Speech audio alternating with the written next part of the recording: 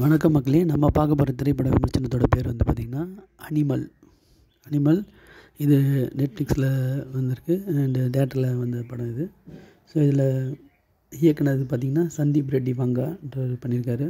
So screenplay Suresh Bandaru, dialogue Saurabh Gupta, screenplay Pranay Reddy Vanga, Sandeep Reddy Vanga story. So இதில் நடித்தது பார்த்திங்கன்னா விஜய் சிங்கா, ரன்பீர் சிங், பல்பீர் சிங், அனில் கபூர், அபரார் அப்படின்ற வில்லன் கேரக்டரில் பாபி டியோல், பப்ளு நம்ம Prithviraj, Rashmika Madonna Pushpa heroine, so திருப்தி திமிராஜ், ஜோயா ரியாஸ், சக்தி கபூர், அப்புறம் நம்ம பயங்கரமான வில்லன் பிரேம் சோப்ரா. ஆனால் இந்த படத்தில் ஒரு வில்லன் கிடையாது. இந்த படத்தில் வில்லன் ரொம்ப பெரிய வில்லன் பார்த்திங்கன்னா நிறைய பேர் இருக்காங்க. அதில் முக்கியமானது பாபி தியோல், அப்புறம் சுரேஷ் ஓபராயோட அப்பா, சித்தார்த் கார்னிக், வருண், இவரும் ஒரு வில்லன் இந்த படத்தில் முக்கியமான வில்லன். அப்புறம் சலூனி பத்ரா, அன்ஷுல் சௌஹான், ரூபன் சிங்கா நடிச்சிருக்காரு. சூரப் ஷக்வேதா, அபித் அல் ஹக் அப்படின்ற ஒரு இதில் நடிச்சிருக்காரு. உபேந்திரா லிமை, விவேக் சர்மா, மேத்யூ வகீஸ், இந்திரா கிருஷ்ணன், மக்னிதி ஸ்ரீநாத், லியோன் ஓங், அஹமத் அபர், இது மாதிரி நிறைய பேர் நடிச்சிருக்காங்க. ஸோ இதில் நான் ஒரு சில முக்கியமான கேரக்டர்ஸ் தான் நான் சொன்னேன். மாதுரி திபாட்டியா டாக்டர் நடிச்சிருக்காங்க. ஸோ இந்த படத்தோட கதைன்னு பார்த்திங்கன்னா அப்பாவுக்கும் பையனுக்கும் நடக்கிற கதை தான். ஒரு பெரிய ஃபேமிலியில், ஒரு இந்த ஸ்வஸ்திக் அப்படின்ற ஒரு ஸ்டீல் கம்பெனியோட ஃபேமிலியில் நடக்கிற கதை தான். ஸோ ஃபஸ்ட்டு சின்ன வயசுலேருந்து காட்டுவாங்க. சின்ன வயசுலேருந்து ஒரு அனிமல் அப்படின்னு ஆரம்பிப்பாங்க ஸ்கூலில். ஸோ இதில் ஆரம்பித்து வர கதை தான் பையன், ஒரு அக்கா தங்கச்சி, இந்த 3 பசங்களுக்குள்ள இந்த ஃபேமிலி போராட்டத்தோட கதை தான். ஸோ அக்கா வந்து ரேகிங் பண்ணுறதா இருக்கட்டும், ரன்வீர் கபூரோட ஆக்டிங் அங்கே தான் ஸ்டார்ட் ஆகுது. ரன்வீர் கபூரோட ஆக்டிங் வந்து பார்த்திங்கன்னா அக்காவுக்கு வந்து காலேஜில் ரேகிங் பண்ணுறாங்க. அப்போ போய் இவர் எப்படி கேட்குறாரு அப்படின்றது நம்ம விஜயகொண்டாவோட ரெட்டி படத்தில் எப்படி அவர் கோவத்தை வெளிப்படுத்தினாரோ அதே மாதிரியான கோவத்தை இந்த படத்தோட ஹைலைட்டான விஷயமே அவரோட கோவம்தான். அந்த முன்கோபின்னுவாங்க. அந்த இதில் வந்து இவர் எப்படி ரியாக்ட் பண்ணுறாருன்றதோட தான் படத்தோட ஸ்க்ரீன் ப்ளேவாக இருக்கும். ஸோ அப்பா வந்து ஒருத்தர் பிரச்சனையில், அந்த ஃபேமிலி பிரச்சனையில் எப்படி மேற்கொள்கிறாரு, அப்பா எப்படி பையனை மட்டம் தட்டுறாரு அப்படி தான் படத்தோட கதை. ஒரு பார்ட்டியில் வந்து சாரி கேட்க சொல்லுவார், இவர் கேட்க மாட்டேன்னுவார். ஸோ அந்த சீனில் வந்து ரொம்ப எக்ஸலண்ட்டான சீனு. படத்தோட ஃபஸ்ட் ஆஃப் வந்து பார்த்திங்கன்னா பயங்கரமான ஹீரோயிசமும் ஃபைட் சீக்வன்ஸும் உள்ள செக்மெண்ட்டு.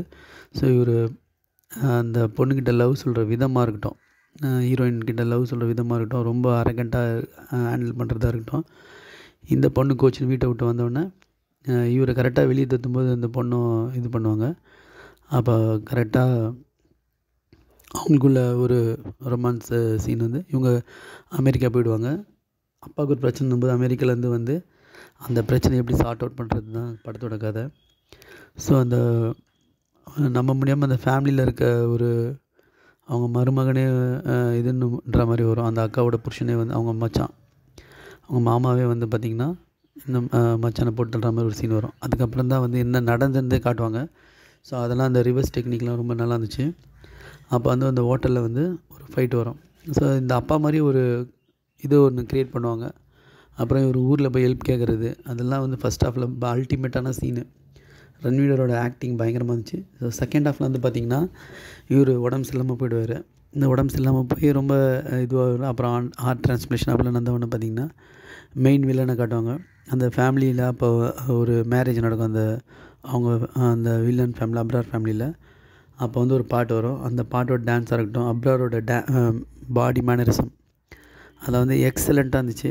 கடைசியில் ஒரு ஃபைட் அப்போ ஒரு பாடுவாங்க அந்த பாட்டு, அப்புறம் அந்த லவ் ஃபெயிலியர் அப்போ பாட்டு, ஹீரோ என்ட்ரி அப்போ ரஹ்மான் சாரோட மியூசிக்காக இருக்கட்டும், எல்லாமே வந்து எக்ஸலண்ட்டாக போச்சு. ஃபஸ்ட் ஹாஃப் வந்து படம் போனதே தெரியாது.